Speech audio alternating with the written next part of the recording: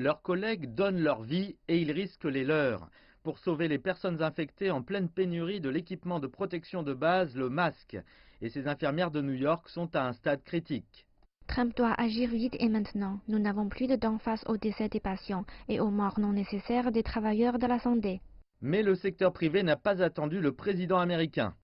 Nous avons un chargement qui est en train d'être acheminé. Nous devrions le recevoir d'ici 10 jours. Mélanie Di Salvo a lancé une campagne de sourcing en vue d'importer 30 000 masques N95 considérés comme les meilleurs aux États-Unis en utilisant les chaînes d'approvisionnement qu'elle a établies dans son activité de commerce de la mode équitable.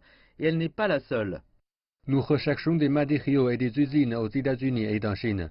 Nous prévoyons de livrer plus d'1 million de masques d'ici la fin de cette semaine et plus d'1 million par semaine par la suite. Apple produit désormais ses propres masques faciaux en Chine et les envoie aux États-Unis grâce à une formidable chaîne d'approvisionnement mondiale qui a permis aux fabricants de l'iPhone de devenir un géant mondial. Mais cette situation difficile pour se procurer des masques a aussi créé des guerres d'enchères dans le monde, avec les prix des masques N95 augmentant de près de 3000% pour une boîte. Et la compétition a miné les États-Unis face à ses alliés et bien d'autres en manque désespéré de ressources. Le président Trump a recouru à ses prérogatives d'urgence pour empêcher des entreprises comme 3M des masques vers le Canada. Ils devraient prendre soin de notre pays et puis ils peuvent vendre à d'autres. Mais ils doivent prendre soin de notre pays. Donald Trump déclare qu'il utilise la loi en partie pour stopper le mercantilisme rampant, raison pour laquelle Mélanie s'est investie dans la recherche de masques à moins de 3 $ l'unité.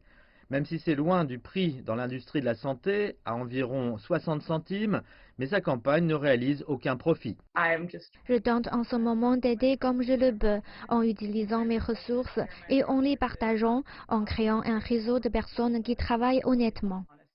Le gouvernement fédéral américain a commandé 180 millions de masques, dont 8 millions sont arrivés au cours des 10 derniers jours.